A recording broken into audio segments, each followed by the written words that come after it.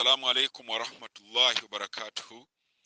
Alhamdulillahi rabbil alamin, summa salatu wassalamu ala rasulillahi sallallahu alaihi wasallama. Amatendo gonna ga Allah oyo atubalidde mu balamu okusaasira ebyenga n'emirembe bigenda eri omubaka Muhammad sallallahu alaihi wasallama.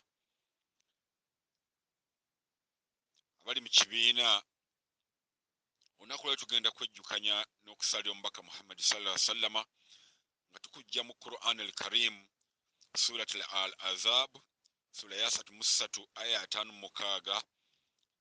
Allah tugambye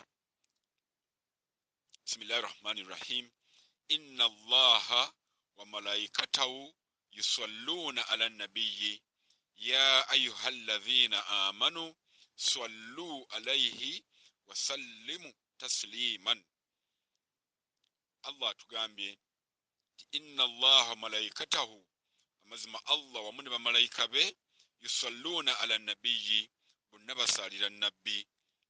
N'atulagira n'atugamba ya ayyuhalladhina amanu, abange mwe abakkiriza, sallu alayhi, namwe mumusaalirenga, wasallimu tasliman, olusalira olw'emirembe.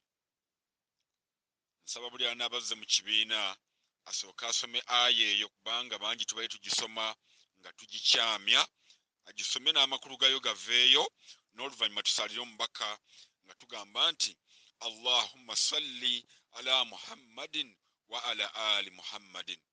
Allahumma salli ala Muhammadin, ay Allah okusaasira eri nabbi Muhammad sallallahu alaihi wasallama, wa ala ali Muhammadin, ne wamu ne kubagoberezi bannabbi Muhammad sallallahu alaihi wasallama. Awo tujja okukoma olwaliro insha Allah, Allah atugase nabyo. Subhanaka Allahumma bihamdika ashhadu an la ilaha illa anta astaghfiruka wa atubu ilaika.